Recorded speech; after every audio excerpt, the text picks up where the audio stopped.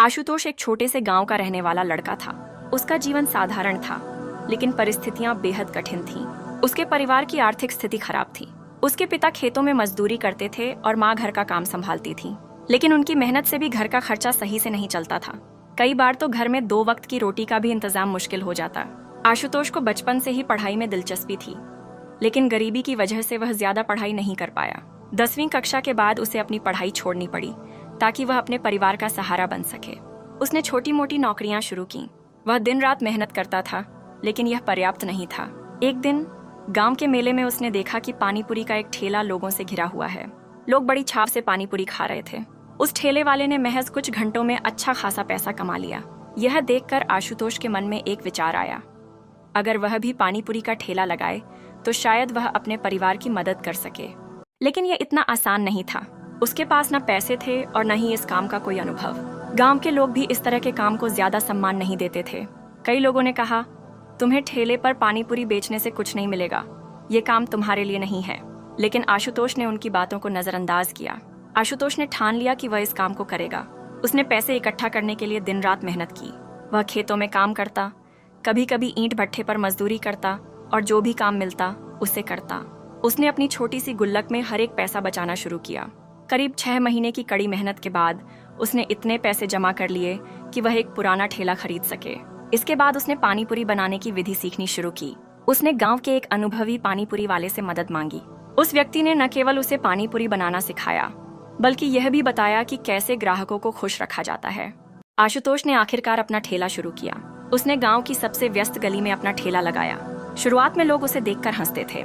कुछ ने मजाक में कहा, देखो, पढ़ाई छोड़कर यह लड़का पानीपुरी बेच रहा है। लेकिन आशुतोष ने इन बातों की परवाह नहीं की। पहले दिन कुछ ही लोग उसकी पानीपुरी खाने आए। उसने जो उम्मीद की थी उससे कम पैसे कमाए। यह देखकर वह थोड़ा निराश हुआ, लेकिन उसने खुद से कहा, हर शुरुआत कठिन होती है, मुझे हार नहीं माननी चाहिए। अगले दिन से उसने अपने काम में सुधार करना शुरू किया। उसने पानीपुरी का स्वाद बेहतर बनाया और ग्राहकों से उनकी पसंद नापसंद पूछनी शुरू की। उसने ठेले की सफाई और प्रस्तुति पर भी ध्यान दिया। धीरे धीरे उसकी मेहनत रंग लाने लगी। अब लोग उसकी तारीफ करने लगे। गांव में यह चर्चा होने लगी कि आशुतोष की पानीपुरी सबसे स्वादिष्ट है। लोग दूर दूर से उसकी पानीपुरी खाने आने लगे। आशुतोष ने न केवल अपने स्वाद से, बल्कि अपने विनम्र व्यवहार से भी लोगों का दिल जीत लिया।